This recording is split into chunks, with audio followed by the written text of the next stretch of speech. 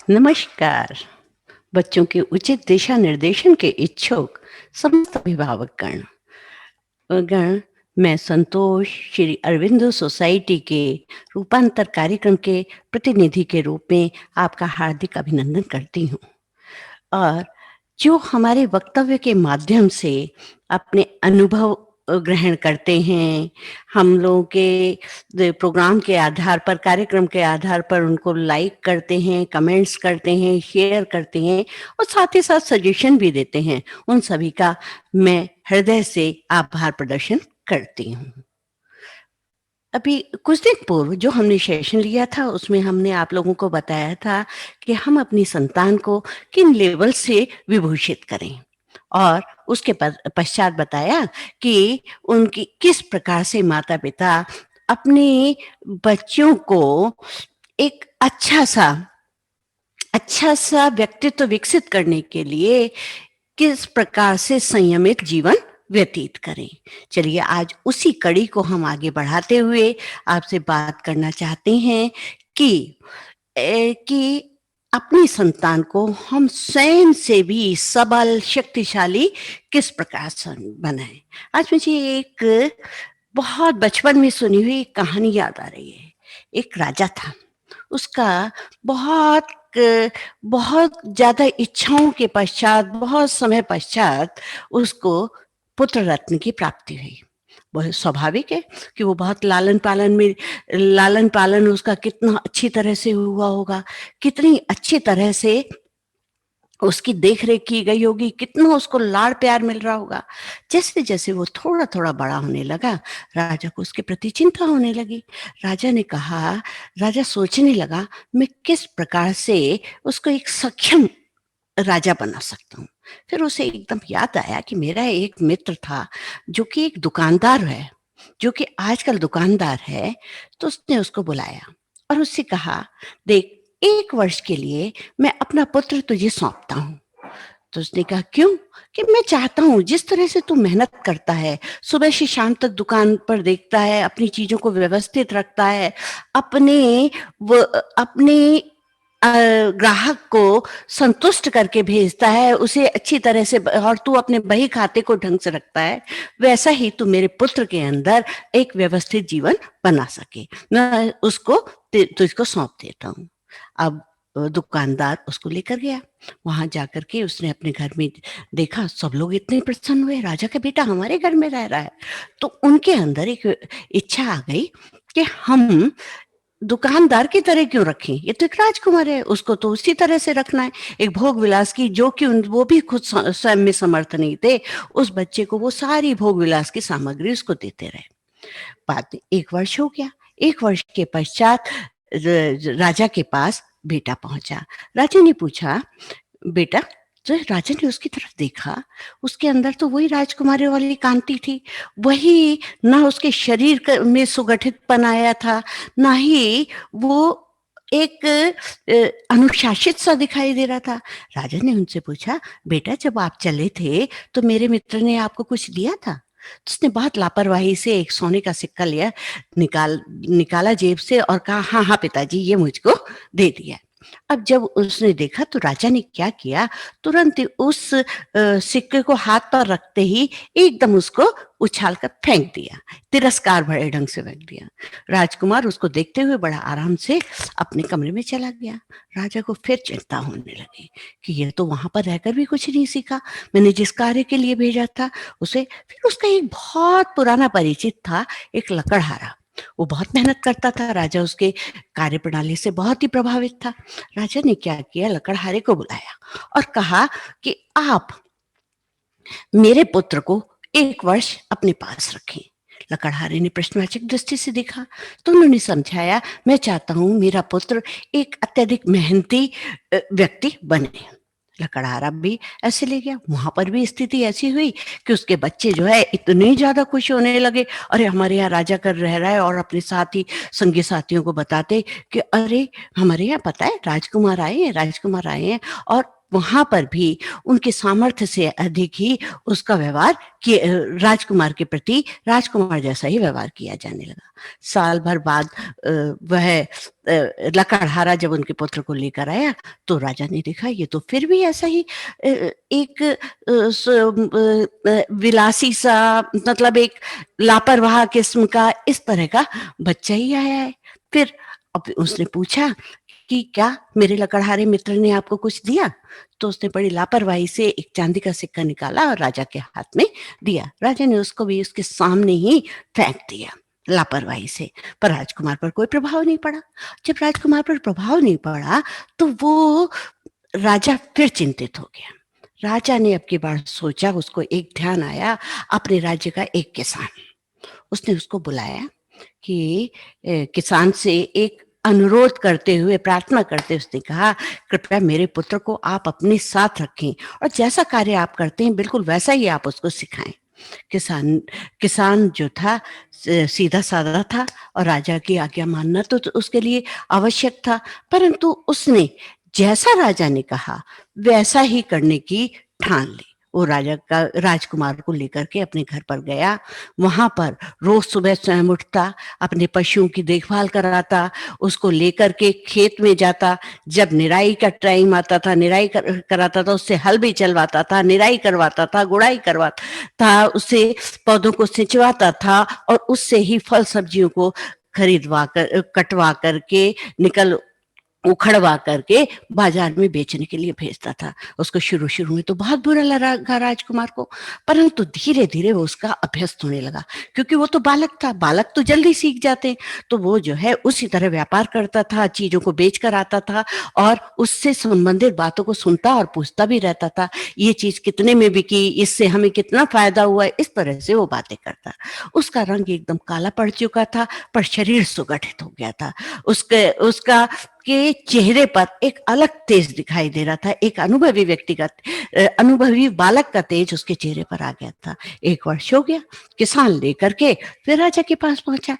जब राजा के पास पहुंचा तो राजा ने उसको देखा और उससे फिर पूछा, पहले दोनों बार की तरह से फिर से पूछा, क्या मेरे किसान मित्र ने आपको कुछ दिया था? उसने एक गिलट का सिक्का जेब से निकाला और राजा के हाथ पे रख दिया।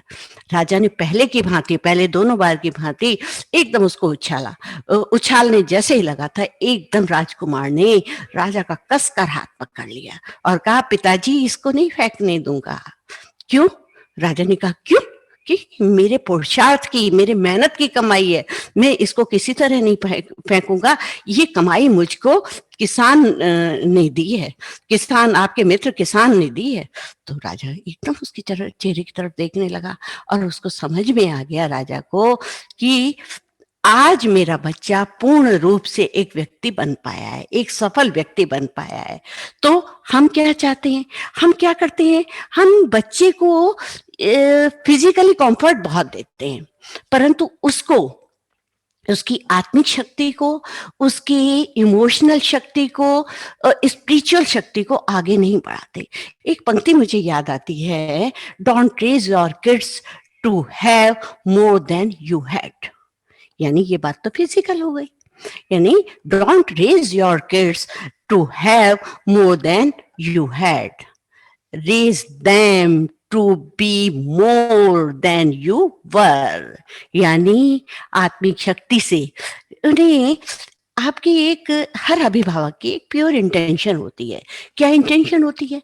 वो इंटेंशन होती है कि मेरे बच्चे, मैं उसको अधिक से अधिक दूं, मेरी जितनी भी दमित इच्छाएं हैं उनकी पूर्ति भली भांति हो सके। यानी जो चीजें हमें नहीं दी गई वो चीजें हम अपनी संतान को दें। अब हम उसमें क्या करते हैं, हम उनको एक फिजिकली कंफर्ट देते हैं, अपने सारी सुख सुविधाओं का उनका ध्यान रखते हैं, उनको अच्छा भोजन कराना ये तो आवश्यक है, परंतु उनको सारी सुख सुविधाएं दे देना कहाँ तक उचित है? आज हम इसी के बारे में बात कर रहे हैं कि बच्चे को हम फिजिकल कंफर्ट दें या उनकी आत्मिक शक्ति को, स्पिरिचुअल शक्ति को, उसकी इमोशनल शक्ति को किस प्रकार से बढ़ाएं। कभी भी मत सोचें कि ये मेरे पास तो था नहीं, तो मैं मेरे पास तो था नहीं, तो मैं इसको जो है अपने पुत्र के लिए कैसे व्यवस्थित करूं।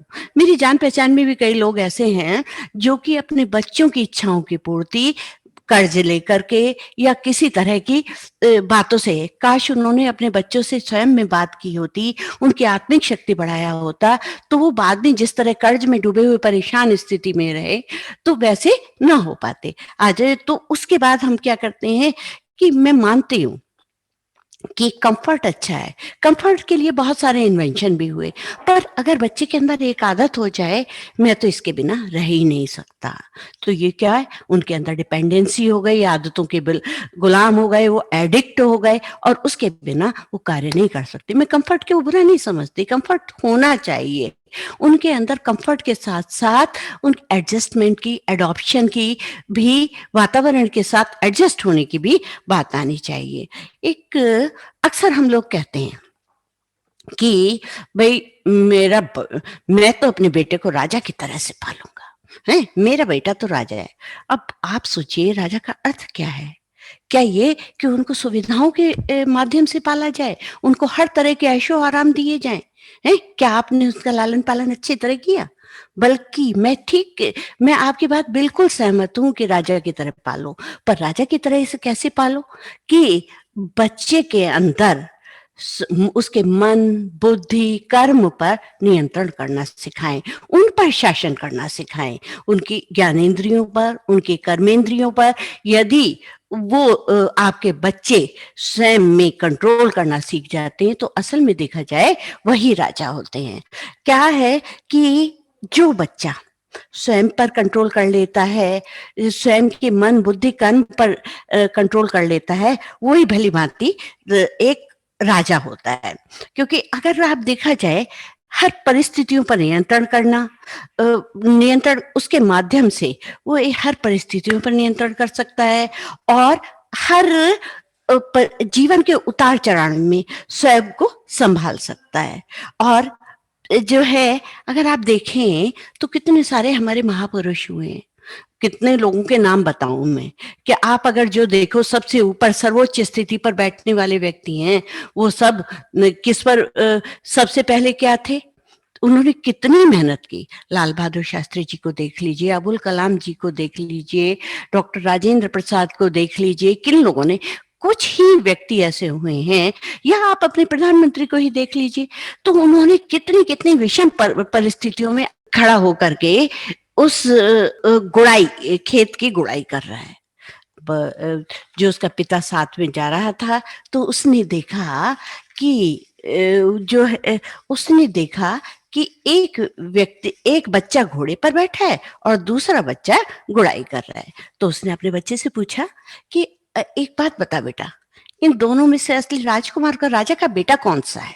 राजा का तो तू समझ ही पा रहा है, घोड़े के पास खड़ा हुआ है, दूसरे, और एक बच्चा इस पर बैठा हुआ है, घोड़े के ऊपर बैठा हुआ है, और एक बच्चा नीचे के खेत में गुड़ाई कर रहा है। तो उसको देख करके एकदम आदमी के बेटे ने कहा, अरे ऑब्वियसली बिल्कुल सच बात है, वास्तव में वो तो साफ ही दिख रहा है, स्पष्ट दिख रहा है, जो घोड़े पर बैठा है वो राजा का बेटा है, जो गुड़ाई कर रहा है वो अन्य व्यक्ति है। तब उसके पिता ने कहा, नहीं, बिल्कुल गलत, ये बेटा, राजा का बेटा वो है जो कि गुड़ाई कर रहा है, जो कि मेहनत कर रहा है, क्योंकि राजा अपने बच्चे को वास्तविक रूप से एक व्यवस्थित व्यक्ति बनाना चाहता है, उसको मेहनत कराना सिखाया जा रहा है। वो हो सकता है जो उसके ऊपर वो भी किसी राजा का बेटा हो, पर असली बेटा उसका वही है जिसको वो परिश्रम करा रहा है, जिसको वो चीजें सिखा रहा है। ये बात है, वास्तव में ये बात आश्चर्य की है। आश्चर्य की भी नहीं, वास्तविक पिता वही है, वह वास्तविक माता वही है जो अपने बच्चे को कंफर्ट जोन से निकालकर उसको मेहनत की दुनिया में लाती है। तो आप अगर देखें, प्राचीन काल में बहुत सारे राजा ऐसे होते थे, कितना से कितना अधिक कार्य उनसे कराते थे। अगर अब अगर जो राजा पहले मेहनत किया होता था तो वो व्यक्तियों के अपने आश्रित व्यक्तियों पर कि जैसे किसान हुए उनके ऊपर कभी जुल्म नहीं करेगा। कारण क्या है, उसे पता है कि किस परिस्थिति में वो कैसे किस प्रकार से धन कमाते हैं, किस प्रकार से वो उनकी कठिनाइयां उनके सामने आती हैं जब वो एक राज्य के लिए कार्य कर पाते हैं। राज्य की सुख सुविधाओं के लिए उनको कितना परिश्रम करना पड़ता है, या जो अ, उनके सहयोगी हैं उनकी समझ को किस प्रकार से वो स्वीकार करके अपने कार्य को कर सकता है। नहीं तो वो दंभी हो जाएगा, बहुत घमंडी हो जाएगा। आप देखिए प्राचीन काल में क्या होता था, गुरुकुल में गुरुकुल में राजाओं के बच्चे गुरुकुल में पढ़ने जाते थे। अरे राज्य में तो कितना ऐश्वर्य है, भोग विलास है, इतना वैभव है, इतनी सुख सुविधाएं हैं, इतने दास दासियां हैं, इतनी चीजें हैं। जो व्यक्ति एक गिलास पानी भी अपने हाथ से लेकर नहीं पीता था उसको गुरुकुल में भेजा जाता था। वहां क्या होता था, जंगल में काम करना होता था, जंगल में बैठकर ये अध्ययन करना पड़ता था, जंगल में बैठकर ही जंगल में जाकर ही लकड़ियां बीननी होती थी, शिकार करने पड़ते थे। अपने अच्छी प्रकार से वो जो थे कार्य करते थे, मतलब इस प्रकार का कार्य करते थे। और फिर उसके बाद तप करके, जैसे से कहते हैं ना, सोना तप करके ही निखर कर आता है, तो वो निखर करके राजा बनने के लिए आते थे। तब उनका जाकर के अभिषेक होता था, क्योंकि वो एक सुदृढ़ गरिमापूर्ण विवेकशील व्यक्तित्व का निर्माण होकर के आया।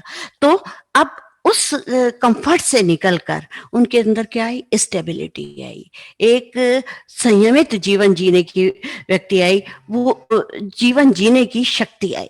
और उस शक्ति के माध्यम से ही उन्होंने पूरे राज्य पर शासन करा। तो क्या अगर वो सुविधा भोगी होते तो क्या वो समझ पाते? किसी भी बात को नहीं समझ पाते। उनकी इंद्रियां जब स्वयं में ही वश में नहीं होती तो वो दूसरे पर शासन कैसे कर पाएंगे? किसी को तभी हम समझ पाते हैं जब हम स्वयं में उन बातों का अनुभव कर पाते हैं। तो बच्चा जो है तभी स्टेबल हो पाता है हर परिस्थिति पर। किसी भी परिस्थिति, कैसी भी परिस्थिति आए, कैसा भी वातावरण हो, उसमें एडजस्ट करने का, एडॉप्ट करने का या जीने का ढंग वो सीख पाता है जब वो, और उसी इमोशनली जब वो स्ट्रांग होता है। इससे क्या हुआ, स्पिरिचुअली भी स्ट्रांग हुआ और इमोशनली भी स्ट्रांग हुआ। जब वो उसके माध्यम से स्ट्रांग हुआ तो उसके जो सोशल रिलेशनशिप है या सोशली भी वो स्ट्रांग हो जाता है, उसे रिश्ते निभाने की कला भी आ जाती है।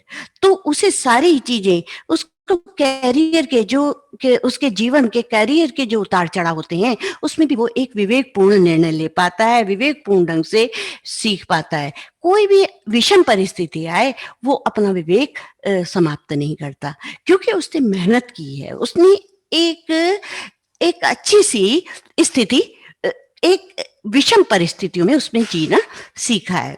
क्या है, एक हमारे यहाँ क्या है, जिसने अनुभव नहीं किया, एक बहुत पुराना, कभी मैंने एक ग्रामीण व्यक्ति से एक लोकोक्ति सुनी थी। क्या थी, फूहड़ फूहड़ यानी छौंकी कड़ी, उबली कड़ी तो रोवे खड़ी। मतलब उसने, क्योंकि उसको अनुभव नहीं था, उस स्त्री को जिसको अनुभव नहीं था कि कड़ी कैसे बनती है, तो जैसे ही उसने छौंकी कड़ी, थोड़ी देर में उसमें उबाल आने लगा, तो वो घबरा गई और रोने लगी खड़ी खड़ी, अरे अब क्या करूं, अब क्या करूं। तो जब व्यक्ति में अनुभव नहीं होता तो वो किसी भी विषम परिस्थिति में स्वयं को संयत नहीं कर पाता। चाहना उसको चाहिए था कि उसकी आग कम कर देती, धीरे धीरे कड़ी का उबाल कम होता चला जाता, परंतु वो तो अज्ञानी थी, अनुभव से हीन थी, तो वो ऐसा क्यों करती। तो यही कारण है। तो हम, they have to learn everything every kind situation. तो हमें अपने बच्चों को हर परिस्थिति में, हर चीज, हर प्रकार की परिस्थितियों में हर चीज सिखानी आवश्यक है। हमें क्या, एक बार मुझे याद आता है कि मेरे पिताजी से मेरे दादाजी, यानी हम लोग बाबा कहते थे, कि बाबा जी जो हैं बाजार से आकर के बात कर रहे थे। तो उन्होंने, वो पिताजी, तब तो हम बहुत छोटे थे, हमें समझ ही नहीं थी, तो वो कर रहे थे कि बेटा आज मैंने जब मैं बाजार गया तो वहां पर दौड़ता हुआ एक लड़का आया। और लड़के ने आकर, मतलब वो किसकी थी, पंसारी की, किराने की दुकान थी, किराने, उसने आकर कहा, चावल के आपके यहाँ ये चावल हैं क्या? तो उन्होंने कहा कि हाँ है। तो उसने कहा अच्छा किस रेट में है? तो उन्होंने कहा इस रेट में है। तो कि अच्छा जरा मुझे 4 किलो चावल या 5 किलो चावल दे दीजिए। उन्होंने 5 किलो चावल दिए और उसको दिया। उसके बाद में जो आसपास के लोग, दुकान पर खड़े हुए लोग थे, वो आपस में बात करने लगे, कहने लगे आप जानते हैं ये किसका लड़का था? तो उन्होंने कहा नहीं। तो उसने बताया कि ये लड़का फला फला बड़े व्यापारी का है, जिसकी कि इस नगर में ही दसियों दुकान है, परंतु उसने अपने लड़के को उस जगह भेजा है कि वो जाकर के हर दुकान पर पहुंचता है, हर परिस्थिति, हर जगह जाकर ये सुबह आकर दुकान खोलता है, एक व्यापारी के अंडर में काम कर रहा है, जाकर स्वयं ही दुकान खोलता है, उसकी झाड़ू बुहारी करता है, चारों तरफ से चीजों को जैसे जैसे फला दूसरा व्यापारी कहता है उसकी उसमें ट्रेनिंग लेते हुए वो एक एक चीज सीख रहा है। तो इससे क्या पता चला कि वो बिल्कुल एक चपरासी की तरह से, एक प्यून की तरह से सारा काम कर रहा है और एक व्यवस्था दुकान को दे रहा है। उसी ट्रेनिंग से वो एक बड़े व्यापारी की तरह से पहुंच पाएगा, क्योंकि वो जो अनुभव वो सीख रहा है केवल गद्दी पर बैठने से नहीं सीख पाता, बल्कि उन उतार चढ़ावों से चढ़ता चढ़ता वो उस जगह पर पहुंचा। पर आजकल क्या होता है कि हम जो हैं उसको भोजन भी उसके स्टाफ की तरह से, उसको उसने कह रखा था बड़े व्यापारी ने, मेरे बेटे को वैसा ही खाना मिलेगा, वैसा ही रहन सहन मिलेगा, वैसा ही कार्य प्रणाली मिलेगी। तो जब वो उस पर पहुंचा तो आगे चल करके वो जो है सारे जीवन के उतार चढ़ाव, मतलब अगर उसको कंफर्ट भी मिले, अगर उसको फिजिकल कंफर्ट, एसी, सारे पंखे, आजकल तो हम ही नहीं रुक पाते, वो कंफर्ट भी मिले, तो वो अगर उसके बिना भी उसको रहना पड़ जाए तो वो उसमें रह सकता है। यानी उसके अंदर सामंजस्य बनाने की स्थिति बहुत अधिक हो जाती है। तो अब हमारे साथ क्या हो रहा है, हम क्या बच्चों को फिजिकली कंफर्ट दे रहे हैं, और उससे क्या होता है कि उसको, उनको कंफर्ट तो दे रहे हैं पर उनको स्ट्रांग नहीं बना रहे।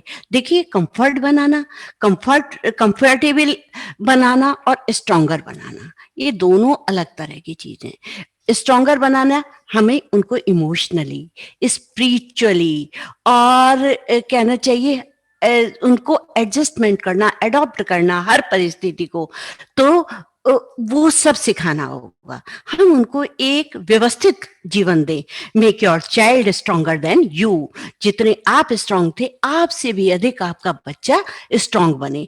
तो आप जो है, हर जब बच्चा हर सिचुएशन में एडजस्टमेंट करना सीख जाता है तो वो एक बहुत सुव्यवस्थित नागरिक बनकर निकलता है। वो आपके लिए कहीं भी कठिनाई का की स्थिति पैदा करने नहीं देगा। आप एक गुप्त जी की ही एक पंक्ति है जो मुझे बचपन से बहुत अच्छी लगती है।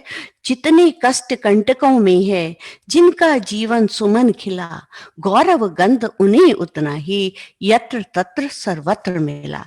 यानी जो बच्चा शुरू में कष्टों में जीवन व्यतीत करता है, तो वो आगे चलकर गौरव में, गरिमा से परिपूर्ण होता है और सम्मानित व्यक्ति सम्मानित जीवन व्यतीत करता है। अब आप लोग भी, लोगों ने भी स्काउट का कैंप अटेंड करा होगा, एनसीसी का कैंप अटेंड किया होगा, तो आपने देखा कि एनसीसी में जाकर, ना को एनसीसी में, स्काउट में जाकर जितने भी लोग होते हैं कैंप में, वो चाहे कितने छोटे घरों से आए, चाहे किसी भी जाति से आए, चाहे किसी भी अनपढ़ माँ बाप के हों या पढ़े लिखे माता पिता के हों, चाहे किसी भी तरह के हों, चाहे कोई आदिवासी जनजाति से आ रहे हो, कोई बहुत सभ्य जाति से आते हो, सब वहां पर एक ही होते हैं, यानी कि स्काउट होते हैं या कैडेट्स होते हैं। उनका भोजन एक साथ होता है, वो स्वयं भोजन निर्मित करते हैं, चाहे कहीं से लकड़ी लाकर कर रहे हैं, उनके हाथ में एक मग्गा होता है, एक बेड होता है, बेडिंग भी छोटी-मोटी सी होती है, उनको हर तरह की जीवन शैली से अवगत कराया जाता है, यानी उनको अभावों में भी भाव दे दिया जाता है, जब वो और उससे 2 तरह की चीज़ें सीख जाते हैं, कि हर वातावरण और परिस्थिति में वो एडजस्ट हो पाते हैं और साथ-साथ रिश्ते निभाने की कला भी उनमें आती है। आजकल की परिस्थिति आप देख रहे हैं कि रिश्ते निभाना बहुत ही कठिन हो गया है, क्योंकि वो इतने कम्फर्ट ज़ोन में रहते हैं, टेक्नोलॉजी में रहते हैं, तो उनको लगता है जैसे हमें दूसरा व्यक्ति भी उसी तरह का हो। तो पर ऐसा तो नहीं हो सकता, एक माता-पिता की संतान ही विभिन्न विचारधारा की होती है। तो फिर आप सोचें कि आपका जीवन संगी या जीवन साथी आपके अनुकूल होगा, ऐसा तो संभव नहीं है। तो अगर हम ऐसी परिस्थिति में होते हैं, सोशल रिलेशनशिप में होते हैं, तो हम समझ पाते हैं, एक दूसरे को भी समझ पाते हैं और उसके माध्यम से हम दूसरे के साथ सामंजस्य भी कर सकते हैं। अब आजकल इसी कारण से ज़्यादातर डिवोर्स हो रहे हैं और अनेक प्रकार की विकृतियां पैदा होती चली जा रही हैं सामाजिक में। अगर जैसे स्काउट जैसे कैंप में, एनसीसी के कैंप में जब हम एक विभिन्न व्यक्तिगत विचारधाराओं के विभिन्न विचारधाराओं के साथ रहते हैं, तो सोशल जो हमारे अंदर सोशल स्टेमिना नहीं होता, सोशलाइजेशन की भावना नहीं होती, तो क्या होती है कि हम अन्य व्यक्तियों के साथ नहीं रहते। अब हमें तो क्या होता है कि सबसे ज़्यादा टेक्नोलॉजी वो ज़्यादा प्रभावित करती है। हम सब कुछ टेक्नोलॉजी के माध्यम से सीखना चाहते हैं। अब टेक्नोलॉजी से ही हम अपने गैजेट के माध्यम से हमारे बहुत सारे मित्र बने हुए हैं, हैं? हम उन्हीं के साथ तो बहुत कम्फर्ट रहते हैं, पर बाहर निकलकर हम किसी के साथ कम्फर्ट नहीं रह पाते। तो क्या हुआ कि इसने हमें यहाँ तक कि आजकल आउटडोर गेम्स भी विजुअल होने के कारण विजुअलाइजेशन के कारण हॉकी, क्रिकेट और क्या कहते हैं गोल्फ ऐसे-ऐसे आउटडोर गेम्स भी बच्चे उसी के माध्यम से खेल रहे हैं। तो बताइए जब तक वो समाज में से संबंधित नहीं होंगे, समाज से मिलेंगे नहीं, मेल-जोल नहीं बनाएँगे, तो क्या वो इस प्रकार के हो पाएँगे? तो इसलिए क्या है और आजकल घर तो हैं ही, बहुत ही कम्फर्ट ज़ोन में, पर साथ-साथ स्कूल भी तो ऐसे होते चले जा रहे हैं। स्कूलों में भी एसी स्कूल चल रहे हैं? एसी स्कूल है मतलब माता-पिता ये चाहते हैं मेरा बच्चा उसी स्कूल में जाए। भई क्यों? माता-पिता ऐसा क्यों चाह रहे हैं? घर में भी कम्फर्ट दे रहे हैं, स्कूल में भी दे रहे हैं, उनकी जो बस आ रही है उसमें वो भी बहुत कम्फर्टेबल एसी से युक्त है। तो बच्चे ने कहाँ सूरज गर्मी की तपन कहाँ सही, वर्षा के तेज थपेड़े, आँधी के थपेड़े उसने कहाँ सहे? जब उसने सहा ही नहीं, ना अत्यधिक शीतलता में रहना, तो वो बताइए कैसे सर्वाइव कर पाएँगे? कैसे अपने जीवन को व्यतीत कर पाएँगे? जिन बच्चों को अधिक सुविधा मिलती है, वो तो वास्तव में देखा जाए वो कमज़ोर ही होते हैं। अपने जीवन के समय को सोच लीजिए, हमारा जीवन तो है ही, पर आप शायद उससे भी छोटे होंगे, हमसे तो बहुत छोटे होंगे।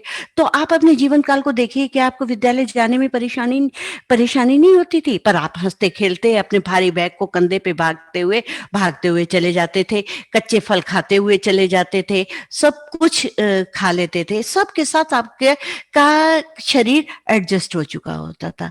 सब चीज़ों को आप एडॉप्ट करते थे, अपने दोस्तों से लड़ाई होती थी तो थोड़ी देर में प्यार करने लगते थे। तो वो सारा क्या था, रिश्ते भी अच्छे बन रहे थे और साथ-साथ आपका व्यक्तित्व भी सुगठित, आपका शरीर भी सुगठित होता जा रहा था। देखिए आजकल जब इतनी सुविधाएँ हैं, वो मनुष्य को कमज़ोर बनाती चली जा रही हैं। उनको इमोशनली भी, स्पिरिचुअली भी कमज़ोर बनाती चली जा रही हैं। अगर आप देखें एक किसान को जाकर कि वो आप तो ज़रा सी देर खड़े होंगे धूप में, तभी कहते हैं, "हाय! मैं कैसे करूँ? मेरे तो पसीना आ रहा है, मेरा दिल घबरा रहा है।" परंतु एक किसान जो है, खेत में काम कर रहा है, तेज़ धूप उस पर पड़ रही है, मई-जून की धूप उस पर पड़ रही है, परंतु फिर भी वो खेत में हल चला रहा है और उस पर भी भगवान के भजन गाता हुआ चला जा रहा है। कितना शांत है, क्योंकि उसने परिस्थितियों के साथ सामंजस्य करना सीख लिया। तो आज की स्थिति ये है कि फर्स्ट डे से ही बच्चा एसी में वातानुकूलित जगह में रहता है। तो बताओ आगे चलकर उसकी हड्डियों का क्या हाल होगा? कितनी वो कमज़ोर बन जाएँगी? किस तरह का वो इमोशनली स्पिरिचुअल और सोशल हर तरह से वीक हम बनाता चले जा रहे हैं। अब सबसे बड़ी बात यह है कि हमें अपनी आत्मिक शक्ति को जगाना पड़ेगा। हम जो कहते हैं ये आदत तो जा नहीं सकती है, इसको छोड़कर हमें कहना होगा ये आदत तो जानी ही है। जिन चीजों की हमें, मैं कहती हूँ कंफर्ट आप ले, पर ऐसा ना हो कि अगर आपको कंफर्ट ना मिले तो आप उसमें व्यवस्थित ही ना हो पाए। जब आप व्यवस्थित नहीं होंगे तो आप कार्य कैसे कर पाएंगे? तो इन चीजों को आपको अपने बच्चे के अंदर पैदा करना पड़ेगा। उसमें सबसे पहले आपको सोचना पड़ेगा कि फर्स्ट डू सेल्फ, आप उसको उस तरह का दिखाएं, आप उसके अंदर उस तरह की भावना जगाएं। अब आप सोचते हैं ये बच्चे के अंदर आदत कैसे डालूं, तो सबसे पहले फर्स्ट डू सेल्फ, सबसे पहले अपने आप। अगर आप सिगरेट पीते हैं तो आप अपने बच्चे को कैसे रोक सकेंगे आगे चल करके? तो सबसे पहले आपको अपनी आदतें सुधारनी पड़ेंगी। पर कभी कभी ऐसा भी देखा जाता है कि एक व्यक्ति है, बड़े बूढ़े हैं, रोज सुबह उठते हैं, बाहर टहलने जाते हैं, व्यायाम करते हैं, भोजन भी सात्विक करते हैं, तो पर अपने बच्चे को आईपैड रख करके अपने पोते को, पोती को या अपने बच्चे को आईपैड दिखाकर खा रहे हैं। तो पर उसमें भी उन आदतों को समाहित करना पड़ेगा, उन आदतों को डालना पड़ेगा। आप स्वयं जैसे हैं उसी तरह से कि बच्चों को समझाते हुए, देखो बच्चा जो है बहुत ही जो ऐसा होता है, उसका मस्तिष्क खाली होता है और उसका हृदय भी जो कुछ भी सामने होता है उसको अडॉप्ट करता है। जब आप ऐसा करते हैं तो बच्चा भी सीखता है। तो छोटे बच्चे को हम बहुत जल्दी सिखा सकते हैं। जैसे अगर 20 साल के बाद हम उसमें वो आदत डालना चाहें तो कभी नहीं पड़ सकती।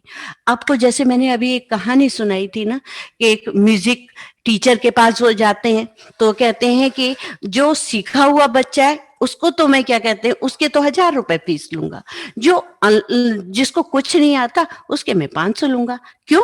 क्योंकि उसको तो मुझे ऑनलाइन कराना पड़ेगा।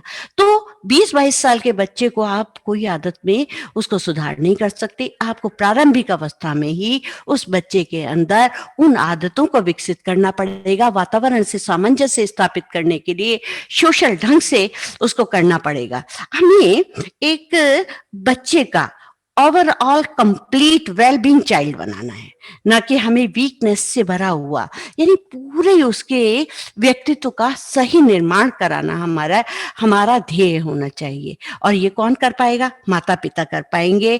क्योंकि आजकल तो क्या होता है, जब बच्चे सर्विस के लिए जाते हैं, उनके इंटरव्यू होते हैं, उसमें आईक्यू तो वहां देखते ही हैं, पर उसके से उनका मेंटल लेवल भी देखते हैं, पर इसके साथ साथ आजकल ईक्यू भी देख लेने लगे हैं। ईक्यू मतलब इमोशनल क्वोशेंट। अब उससे क्या है कि इमोशनल के साथ, क्योंकि ये बच्चा कहीं ऐसा ना हो कि परिस्थिति, विषम परिस्थिति आ जाए उसमें परेशान हो जाए, एक विवेकशील बन पाए इसलिए तो उसके इमोशनल और साथ साथ अब तो इस स्पिरिचुअल क्वेश्चन भी देखा जाने लगा।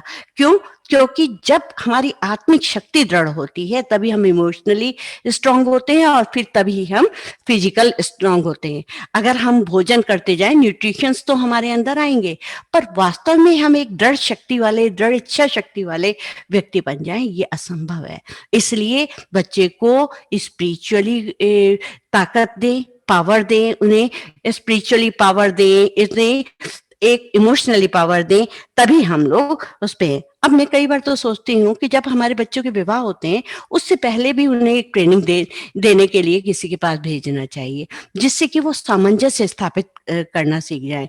आजकल विवाह के बाद तादात्म्य स्थापित करने में दोनों ही पक्ष, चाहे स्त्री हो या पुरुष, वो सामंजस्य स्थापित करने में अक्षम होते चले जा रहे हैं। तो देखिए, मतभेद तो सब जगह होते थे, पर मन भेद हो जाते हैं तो कठिनाई पैदा हो जाती है। तो हमें उसके लिए भी समझाना पड़ेगा और सब चीज करनी पड़ेगी।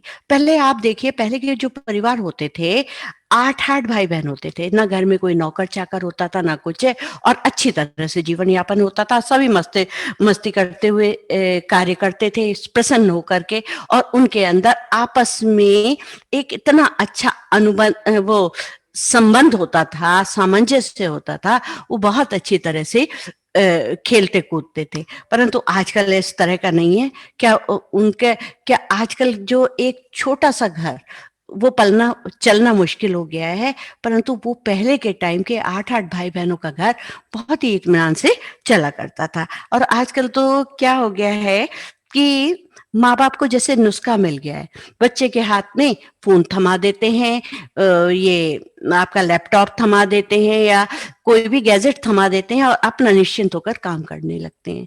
तो एक ये नुस्खा खुद तो कर ही रहे हैं प्रयोग अपने बच्चों के लिए और दूसरों को भी बता रहे हैं। ऐसे करके समाज भी उसमें दे करके अपने आप में प्रसन्न होने लग रहा है। और जब वो प्रसन्न होने लग रहा है तो उससे क्या है कि बालक का जो जीवन है वो अव्यवस्थित हो जाता चला जा रहा है। बच्चा जो है अपने में मस्त रहने लगा और माँ-बाप अपने में व्यस्त रहने लगे। उससे क्या है समाज की स्थिति बहुत ही खराब हो जाए। हम लोगों को overall well being of my child ये होना चाहिए, हमारा जो ध्येय होना चाहिए कि overall well being my child of my child, not overall weakening my child, कि कहीं चारों तरफ से कमजोर व्यक्तित्व का स्वामी हमें अपने बच्चे को नहीं बनाना।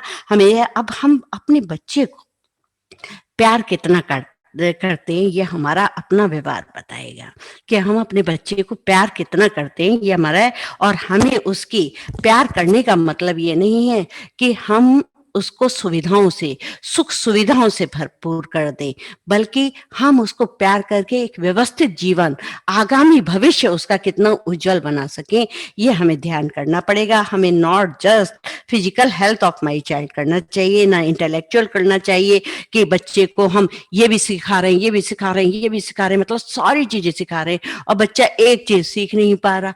तो ऐसा भी हमें नहीं करना चाहिए। हमें कंप्लीट वेल बीइंग चाइल्ड चाहिए। वो किस प्रकार से होगा कि उसके अंदर पावरफुल सोल हो, उसकी हेल्दी बॉडी हो और ब्यूटीफुल रिलेशनशिप हो।